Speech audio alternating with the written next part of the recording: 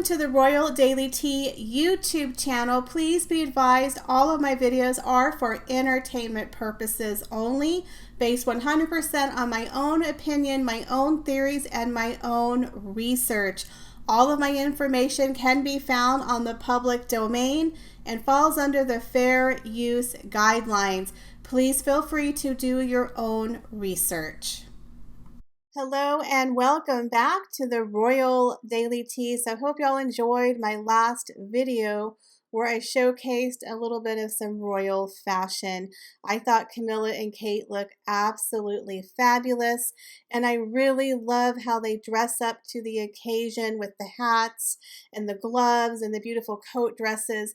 I really do miss the days where people took extra time and care to be fashionable and to dress up. But anyways, I hope you enjoyed that video. So in today's video, we're going to talk about how I believe that Harry and Meghan are their own worst enemy. You know, they talk about how the people of the UK are so evil and mean, and we're so scared of them. I can't go visit my granny because of the evil people of the UK. We need to have some tanks and some armored cars and extra security because we're afraid of you. We're afraid to go there. How idiotic. How idiotic for an almost 40-year-old man to be afraid of an entire country that has pretty much given him his entire life, his privilege, who have loved him his entire life and have wiped his butt with dollar bills. Now he's going to crap all over them and demand that he gets titles and demand they give his child titles and that they pay for his lifestyle and that they better pay for that security. But I hate all of you at the same time. I have never seen two people create so much drama for themselves and then play victim and not understand why people don't like them.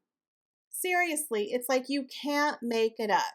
I literally report on the news that is happening. I don't make up stories. I just report on the news that is happening about Harry and Meghan. The funny thing is it's 90% of it is stuff that they put out there themselves. We're not just sitting around making up stories. They give us so much ammunition, it's kind of hard to keep up with it. You know what I mean? Like the whole thing about, I'm scared to go to the UK. We need extra security. We want financial freedom, and so we're going to dump the royal family. We're going to get away from all of our royal duties, but meanwhile, we're going to take our titles and our privilege over to America, and we're going to monetize it and make a bunch of money. But then we're going to demand that when we go to the UK, that you bow down to us and that you give us extra security because we're super special. We're number 6 in line to the throne. We're one plane crash away from the throne. It's just the most asinine thing I've ever seen. And this narrative that we're all trying to hurt Meghan. We're all out for Meghan because Meghan has taught Harry that she's Diana 2.0. She's got him so paranoid that they're after his wife. He has to protect her from the evil people. Nobody is out for Meghan because nobody cares about Meghan. She's not that special. She's not that great. People care more about Kate and the Queen and Sophie, you know, people who are actually in the royal family, people who are actually doing things. But there aren't a group of people who want to harm her. Not at the level that they're saying. Because if that was the case, the Metropolitan Police, the FBI, would all gather around to make sure nothing happened to her when she would go to the UK. Now let's get something clear. If Harry and Meghan were ever to go back to the UK for the Platinum Jubilee or for the Thanksgiving service, there's going to be so much security already there that Harry and Meghan would have nothing to worry about.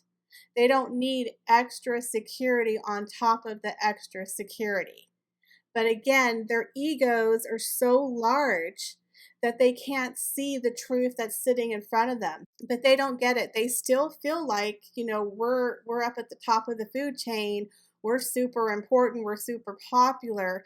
That's what happened when people blow smoke up your butt and tell you you poop rainbows, because that is what Harry has grown up with. People have told him, you poop rainbows. You're the prodigal son. You're Princess Diana's son. Everyone loved Harry. He was very popular. So he doesn't know how to act in this new world where people don't like him anymore. This is very foreign to him. He doesn't understand why people aren't adoring him and his wife. They literally have no clue why this happened. It's because of themselves. It is not because of the press. It is not because of the UK.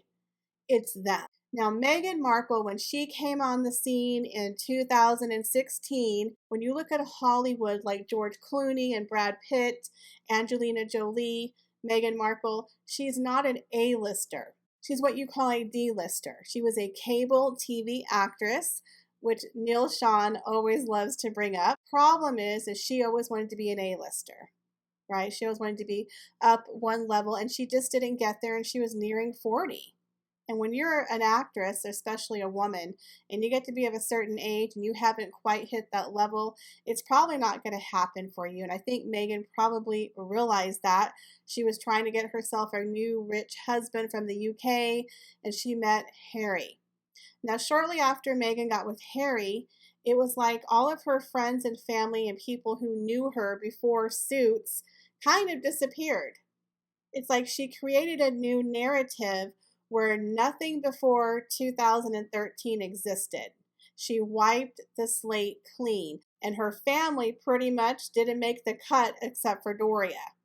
So she created a problem almost instantly when she got engaged to Prince Harry in 2017, when her family came out of the woodwork. Oh, congratulations, Meghan, we're so proud of you. And she didn't even know how to spell their name. Meghan ignored all of her family, and she treated her father poorly. And so by doing that, she created enemies where she didn't need to have enemies. She has already burned so many bridges and ruined relationships and ghosted people well before she got engaged to Prince Harry. So she already had a group of people who weren't happy with her. Then she dumps her family, doesn't even let them know, oh, by the way, I'm getting married to a prince. You might just want to, FYI, I'm going to let you know I'm going to be in all the papers. She didn't even let Samantha know. She didn't let her other siblings know. But again, she kind of, sidelined her family and cut them off. So she created animosity where she didn't need to have animosity.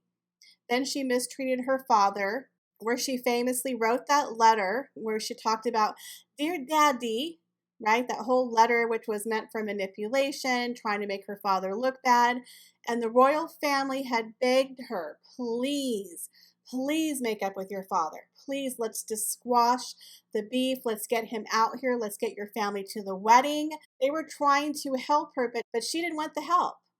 Meghan did not even want them at the wedding. She didn't even want her father to walk her down the aisle. You see that photo of her walking herself down the aisle like the cat who swallowed the canary, and she only let Prince Charles help her at the end. There's that, famous story that's going on right now where Prince Charles offered to walk her down the aisle, and she just said, okay, I'll meet you halfway. Oh, gee, you're so gracious. My thing was, why didn't Doria walk her down the aisle? Right? Her mom was there. Why not have your mom walk you down the aisle? She's so important to you. Instead, you made that poor woman sit all by herself, very awkwardly, at the wedding. I felt bad for Doria. I really did. I felt she should have had some family members with her or have her walking down the aisle. But no, Meghan wanted to be by herself. This is the Meghan Markle show. This is the moment. This is the Oscars.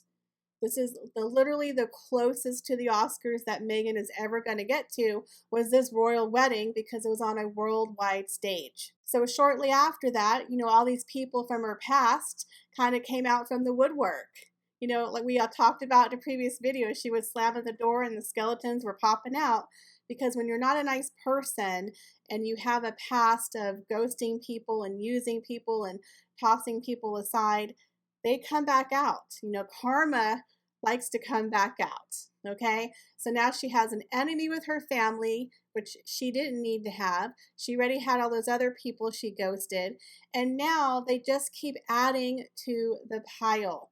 Now he's talking about how the whole country of the UK is so mean to me and I can't visit my granny because y'all are evil and I'm scared of you and we need extra protection. That just alienated the entire country of the UK. You know, the one that wiped your ass with dollar bills your entire life and gave you a title and a life of privilege. So now he has the entire country of the UK pretty much not caring for Harry and Meghan. But again, they're going to cry victim. They're going to cry racism. Oh, they're so mean to me and my wife. No, they're mean to you because you're an a-hole. And now you have this whole thing where every time you go somewhere for charity, you bring a camera crew and you're trying to film for Netflix. It makes you look very, very insincere, and people pick up on fakeness. People pick up on fakeness. So you went from the prodigal son, now you went to the most disliked person in the UK, and you did it to yourself. Then you had Meghan's sister wrote a book about Meghan, and now her sister is suing Meghan. All of that would have been avoided if she just would have been civil to her family. Okay, she could have had a relationship with her family in a very nice way just to keep the peace. But instead, you have her brother going on Big Brother, her sister suing her, her sister wrote a book, and now her own father has a YouTube channel. Again, all of this negative press could have been avoided if she would have been a good person and just treated people civilly. The royal family warned her, but she didn't want it to happen. She just wanted to keep doing what she was doing, telling people we're just going to cut them off and ignore them and cry victim. It's going to work. This is my plan. Plan is backfiring on you. It's not working. Not a likable couple. And now we have the new story of Prince Harry not attending his late grandfather's Thanksgiving memorial service, but he can go to the Netherlands and act like a dweeb and wear an orange outfit and go for the Invictus Games because he's getting paid to go there. He's not doing it for charity, guys. He's only doing it because he's getting a paycheck. He's only doing the Invictus Games for Netflix for a paycheck. He's living off the back of veterans to make a paycheck, to make a living. So he has time to go to the Netherlands. He could go to a rodeo in Dallas. He can go to the Super Bowl. He can sit at an open restaurant with his wife in Santa Barbara, but they're afraid to go to the UK. The whole thing with the AACP and the fake award and how their PR firm was sponsoring the NAACP and then they joined together to make that award. And then they give their very first award to someone who is associated with Archwell Foundation.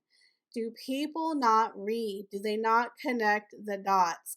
It's all smoke and mirrors. It's all fake. Nothing is real. In my opinion, Meghan could have avoided so much of the negative press.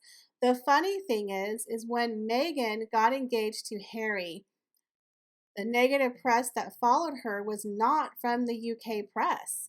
It was from her own family. Literally, her own family is what caused her all the drama in the very beginning. You had the story of, her father, will he be at the aisle? Will he not be at the aisle? Then you had her sister come out. You had her brother come out warning Harry, hey, Harry, she's going to ruin your family. Here's a warning. Literally. And if she just would have been nice to them, I guarantee you none of that would have happened. And then you had Thomas, on TV begging to have his daughter pay attention to him. He wouldn't have done that if she was being a daughter and paying attention and treating him the way he should have been treated. And then the press, of course, they were eating it up with gravy. They were dipping that bread in like, oh my God, this is some good stuff. Oh yeah, tell us more. And then all of her ex-friends started popping out of the woodwork, all the people she ghosted. And then let's be honest, here's Morgan. You're going to ghost a very famous person. That was another mistake that she made. If she wouldn't have done that to Piers Morgan or her family, I think she could have saved herself so much trouble. And now they just keep stepping in it. They keep stepping with Harry, with the interview, with his tell-all book, the Oprah Winfrey interview. I mean, I could just go on and talk about the many, many mistakes and how these two are their own worst enemy. The only people who are destroying their brand and their reputation are themselves. Just be good people. Be real, be authentic, make up with your family. I believe personally, if Meghan was to make up with her father and her family, that would make her look so much better. I think people would respect her for doing that because at the end of the day, they are people, they are a family, but it's hard because they make it hard to like them because of their actions. And now he has this book coming up. If Harry trashes his family again, honestly, I think it's going to be over for them. I don't think he'll be able to ever come back if he really trashes his family in his tell-all book. The Oprah Winfrey interview was bad enough. We were already dealing with it a year later. It's still there. It's still a horrible situation.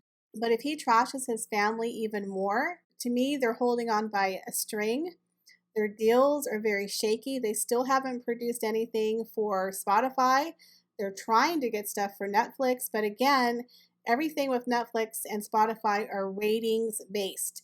And if people continue to not like them, they're not going to have good ratings. You can guarantee the people of the UK will not be buying or watching anything that they do on Spotify or Netflix. He's pretty much alienated an entire fan base because he's talking about how evil they are. He's ruined an entire country. It's so sad. Like, what an idiot he is. That he's made an enemy of his own home country. How sad. Seriously. Does someone not sit him down and say, look, we need to have a conversation? Is there not anyone who can tell him what he's doing to himself? And if this marriage ends up in divorce, where the hell is he going to go? Because the people of the UK are closing their borders. They're building a wall. The people of the UK are building a wall to keep Harry out. He has screwed the pooch on that one, in my opinion. So what do you guys think? Do you guys think that Harry and Meghan are their own worst enemy? Leave me your comments, guys, down below. As always, I appreciate each and every one of you. Thank you so much for stopping by the Royal Daily Tea. You guys, the channel's growing. We're at about 6,400 subscribers. Thank you, thank you, thank you. Make sure you come back to the next video and check me out on my website and my other social media accounts. Thanks, guys, and have an awesome and amazing day.